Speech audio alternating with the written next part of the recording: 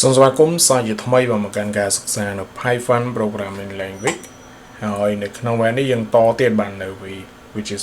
asynchronous ហើយនិង synchronous របស់យើងអញ្ចឹងដើម្បីយើងបង្កើតបាននៅ which is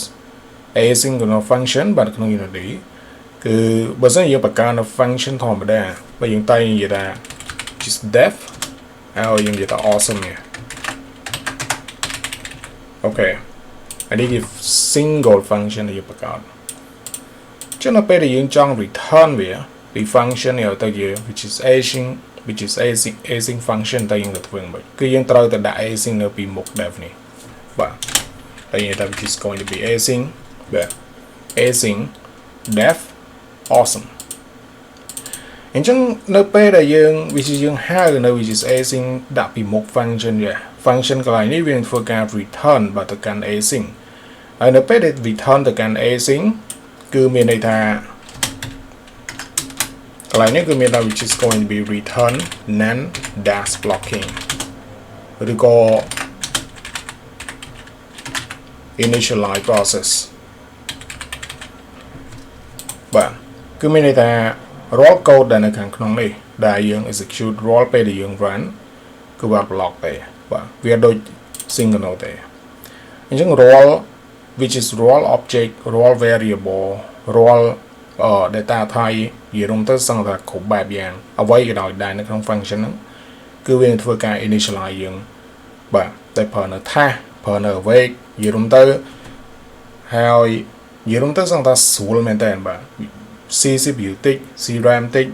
ហើយស្ថិតនៅលើ process computer របស់យើងrun តែបើសិន computer របស់យើងយឺតបាទវាដំណើរការទៅតាមនឹងដែរបើសិនជា computer របស់យើងលឿនវាដំណើរការទៅតាមនឹងដែរអាហ្នឹង which is async នេះបាទខ្ញុំកំពុងនិយាយអញ្ចឹងខ្ញុំចង់ធ្វើការបង្កើតនៅ for loop មួយដោយខ្ញុំនិយាយថា is going to be for I in range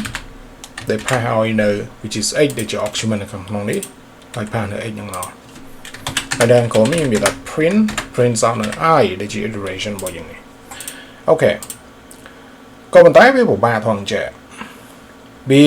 នៅពេលដែលយើងហៅនៅ awesome ដែលជា function នេះគឺយើងមិនអាចនិយាយថាដូចនៅ function ដែលជា synchronous បានទេបើសិនជា function ហ្នឹងវាជា synchronous គឺយើងនិយាយថា is awesome នេះហើយផាសនៅ integer ជា argument កន្លែងនិយាយថា awesome 100អានេះវាជា synchronous មិនចឹងបាទវាជា synchronous ប៉ុន្តែ function របស់យើងនេះមិនមែន synchronous ទេ function របស់យើងនេះគឺជា asynchronous បាទអញ្ចឹងយើងមិនអាចនិយាយថា function បានអញ្ចឹងនិយាយទៅពីព្រោះថានៅពេលដែលខ្ញុំ execute code លើគឺអត់ work ទេគេវានិយាយថា